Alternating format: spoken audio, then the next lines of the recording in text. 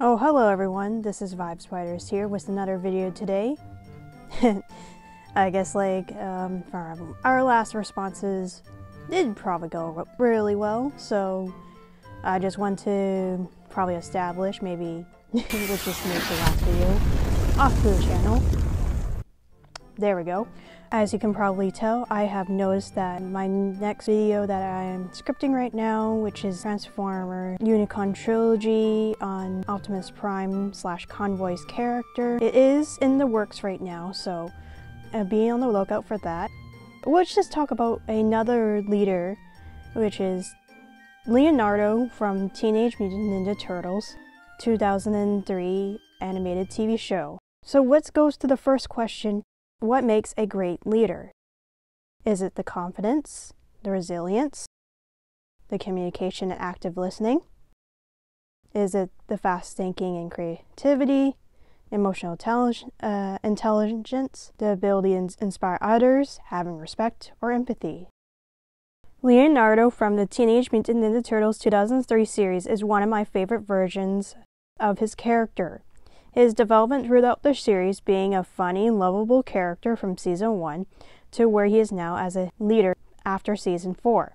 Footnote, I am going to talk about only the TMNT from Seasons 1 to 4, as in my opinion, where his character growth is one of my favorites in any other series.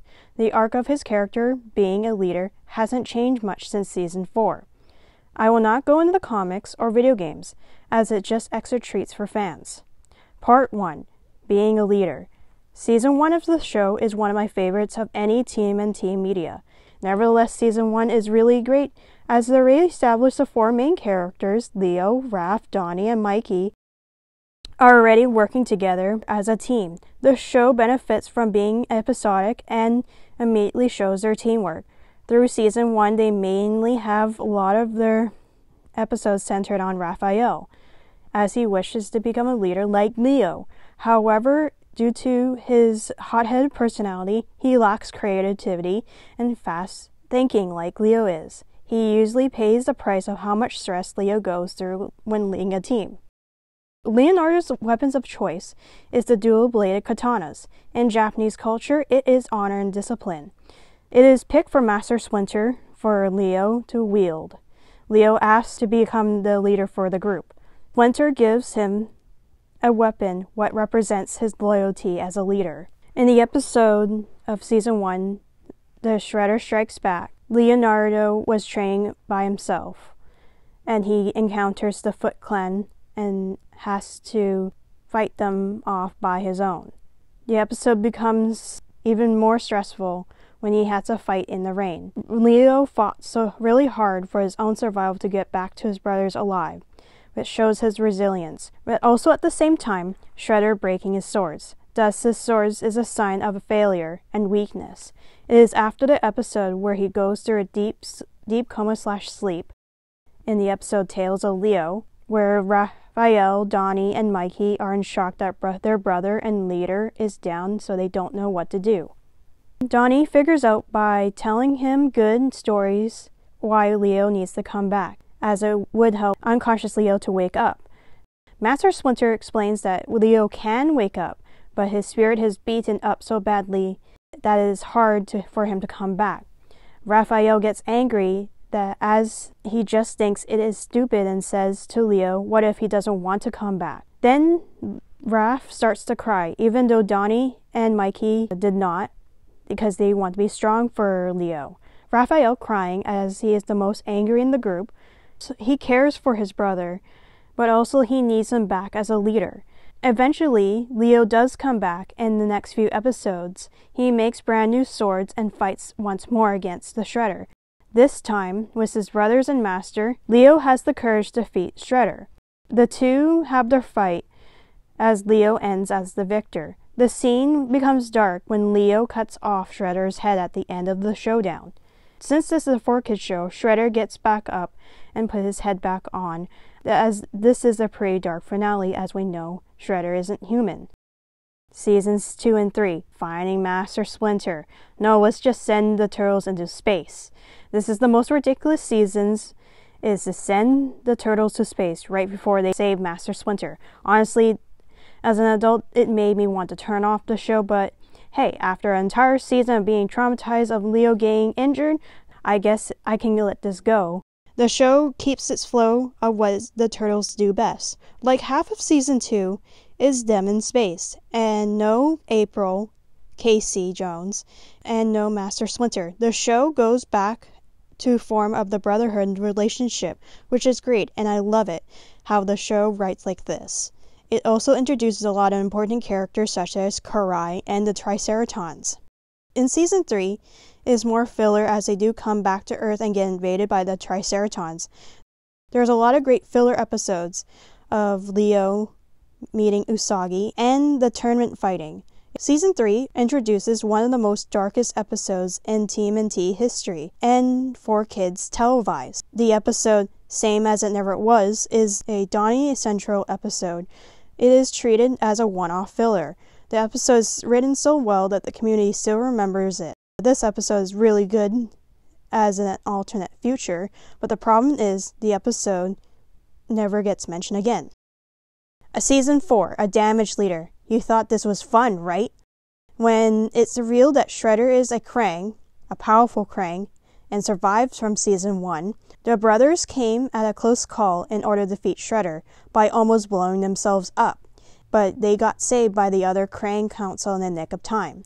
For almost half of Season 4, Leo contemplates if he's a great leader or a failure. His spirit is broken down to the point where he is distant from his brothers. He is unable to lead, that he just lets one of his brothers to take the lead. Also, I didn't mention that in Season 4, beginning of Season 4, his shell is permanently broken by Karai with his own sword. The burden he carries with is hard to watch. Leo not able to lead his team like he used to in Season 1. He is frustrated with himself for being a failure. He started to become angry that he accidentally hurt Master Splinter while training, which baffles Raphael as he says to Leo he is the hot-headed one on the team. Splinter recommends to seek out his own reasons why he wants to fight, while giving the courage to be a leader again. Throughout Season 4, you just feel the emotional weight and PTSD on Leo. He bottles up his feelings because that's not what a leader does. A leader's never allowed to show weakness in front of their teammates and enemies. As a leader is supposed to inspire others to fight alongside with them. Leo in the show is a teenager. His personality has not been developed yet, like an adult has. So there is more room for Leo to improve or change. This permeates Leonardo's character after Season 4 towards the end of the show.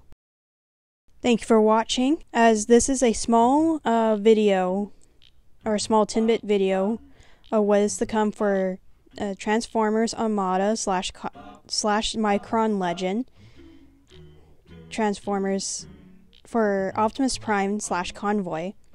I think is that this video would be a great leeway to that one coming in later on. I am a big fan of Teenage Mutant Ninja Turtles 2003, as that show was my first series that I got into. As I got into the 2012 series, I didn't really have much to say on the 2012. Maybe I will make a video on it, maybe. Talking about, there are some good, some bad of the show. Like, everything, of course everything every show has flaws. And we're just there to analyze or talk about, like, how writing goes. I hope you have I hope you all have a lovely day wherever you are, and possibly me being a doofus. But you know, I am just a one-person team, and I make all my edits and make all my artwork. But it is tiring. But you know, you just get used to it after a while. I have so much anxiety all the time, but it's just tough for me to able to put my voice out there and have my own feelings and thoughts. So I hope you're all doing all well and stuff like that. Also, if you want to support me, there is my Ko-Fi account if you like. I don't really care if you like. If you want to follow me, follow me.